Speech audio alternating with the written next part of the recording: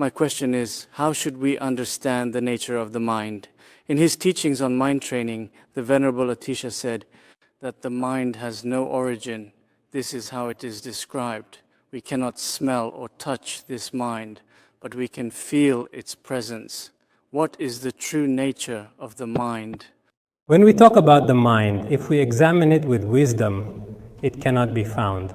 But if we do not analyze, it still exists. In the Prajna Paramita Sutra, it is mentioned that the mind is without mind. The very nature of mind is luminosity. The mind is without mind means that the essence of mind is emptiness. The very nature of mind is luminosity, refers to its intrinsic nature. On the ultimate level, the mind is not established as arising or ceasing or any such characteristics. However, in the conventional world, everything we see and hear around us truly does exist. Only by relying on the pith instructions of a qualified teacher and practicing accordingly can we recognize the true nature of the mind. In such a setting, with so many students actually present, it is still, in fact, somewhat difficult to directly point out the nature of mind. No matter what, studying is still extremely important. I heard about meditation can be do in anywhere, anytime, but the environment is too crowded. So what should we do in that environment? In our daily lives, whatever we do, observing our own mind is the core of all meditation practices. When observing your own mind, whether you are having discursive thoughts or are in a condition without any thoughts at all, no matter what you are doing in daily life, observe what you are thinking and what you are doing. If you observe yourself like this regularly, you will have different experiences. As for the timing, morning, noon, or afternoon are all fine.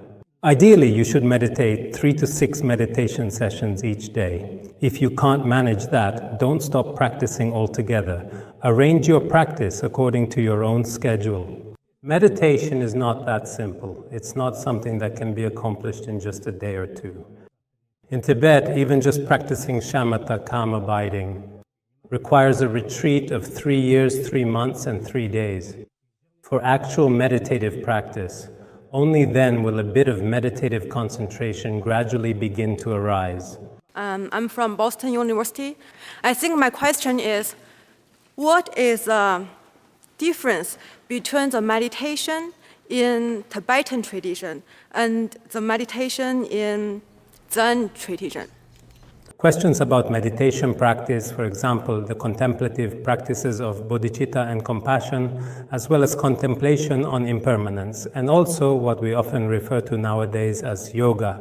So there are many different types of meditation. They can be divided into discriminative and non-discriminative meditation. Methods to let the mind settle, as I just mentioned, relying on the 9 stages of mental abiding to focus on a single object. By constantly observing your own mind, you can suppress and eliminate afflictions. Thank you very much. Appreciate it. Good afternoon, dear Khenpo. I'm a student from Columbia University. I began to get involved in believing Buddhism since I was 7 years old. And I've been haunted by a question that through meditation or study of Buddhism, how can we know that exactly how much power we could have to help others? So that we will not get frustrated when we help other people or we get depressed when we can't reach our goal. Thanks. For those who possess a very strong altruistic mind, in the process of benefiting others, they may encounter certain difficulties. However, these difficulties will not become obstacles for them. For example, a businessman who wants to make a big deal. In order to achieve this goal, we will worry and work hard, diligently. But to him, these things are nothing. The most important thing is to make one's altruistic intention increasingly more powerful. If this intention reaches a certain level, then doing anything will not be very difficult or challenging at all. For example, whether it's dealing with lawsuits or being slandered by others, none of these issues will become obstacles for him. But if one's altruistic intention is insufficient, even small difficulties will still be hard to face. Thanks.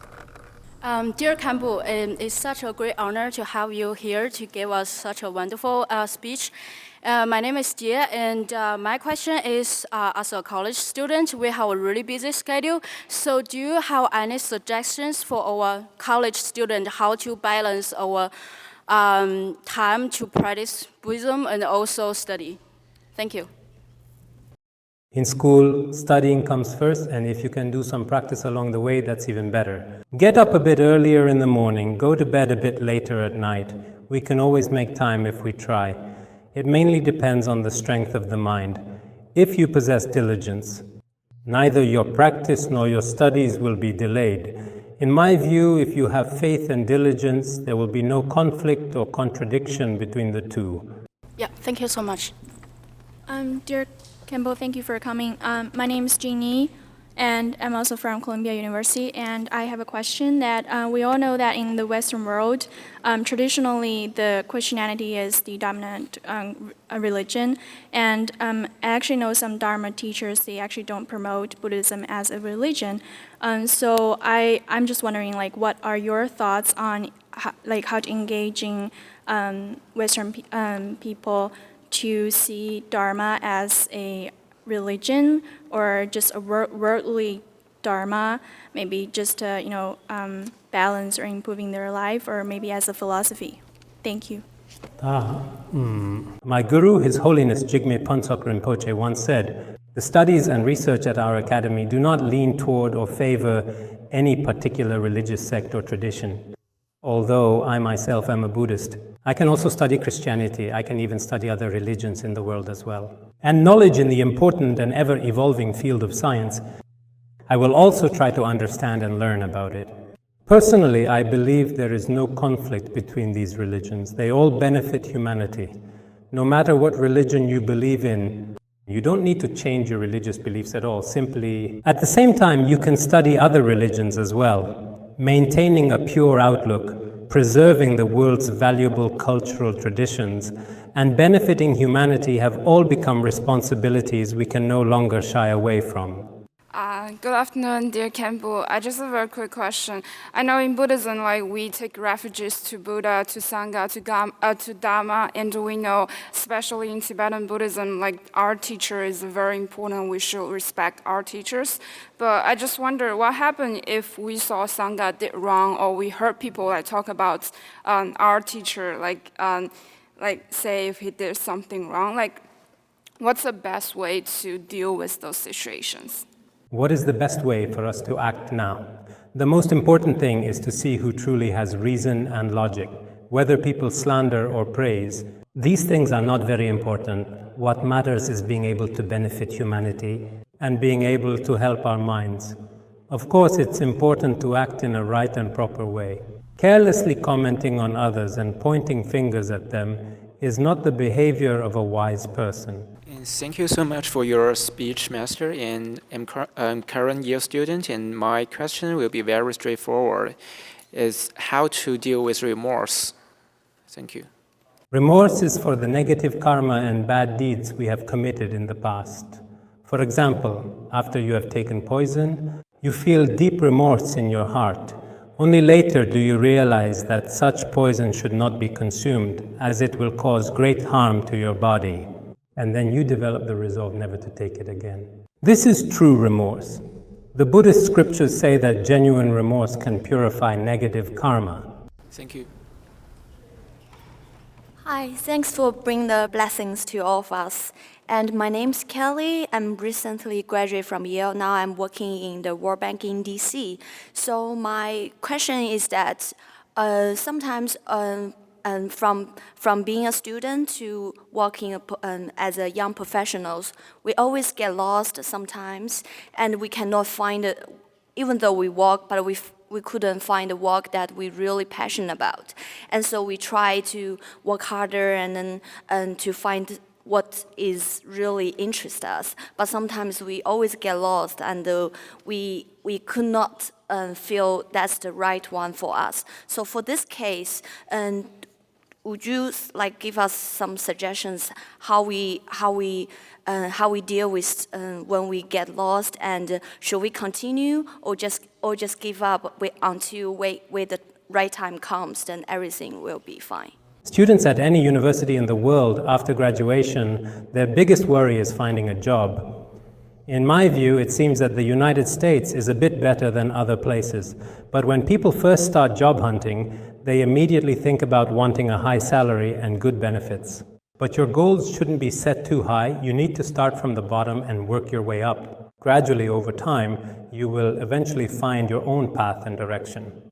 Nowadays, many young people feel that they must secure a well-paying, high-paying job as soon as they graduate, with good benefits, a position that matches their major and many other requirements. But in reality, this is very difficult because every successful person in the world also worked their way up step by step. Even ordinary jobs can actually be quite challenging at the beginning. I believe that over time you will gradually find your own path and direction. Thank you very much. Well, unfortunately, we're out of time. So on behalf of Yale University, of the Yale Chaplain's Office and the Department of Religious Studies, I would like to sincerely thank Khenpo Sodargye for his very fine words, his lecture and advice to us all. I'd also like to thank our translators for helping out as well, and I hope that in the future we may have a connection to meet again, to have you to meet our community once again. So thank you very much.